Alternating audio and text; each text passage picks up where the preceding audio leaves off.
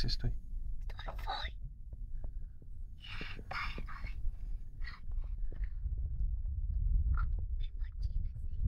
Já už ji natáčím. Chceš ji chytit? Ale hele, opatrně. Máš jí?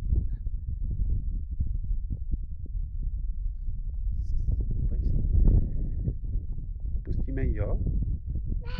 Jo, musíme ji pustit do mikrotravičky. Jo? Musíme ji pustit do trávy, do míku. A nebo tady do toho, hele. Do rybníčka. Jo? OK, on se jí líbí, když je v tom. V akvárku se jí líbí.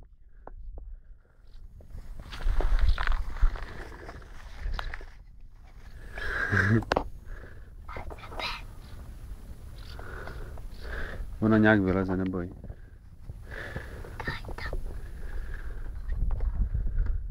Ne, nešahy na ní, jo? Ona mi počurala ruku. Mi počírala ruku. Mhm. A jak za bublinky, dělal jsi to?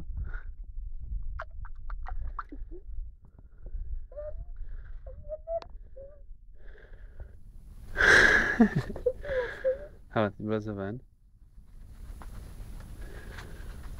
Yeah.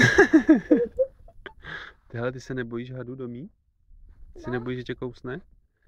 Týhle se bát nemusíš, jo?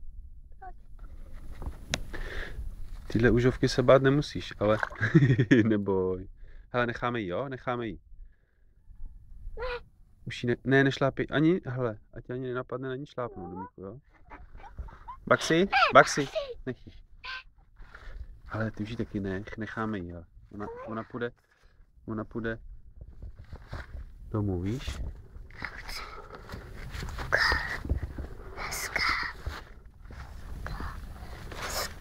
Domíku, hele.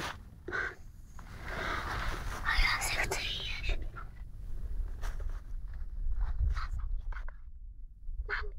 Si tě kousne? Ne, vy. A zvedni, vysoko jí zvedni. Taky zvedni ty. Ne! Nešlapej na ní. Taky zvedni ty.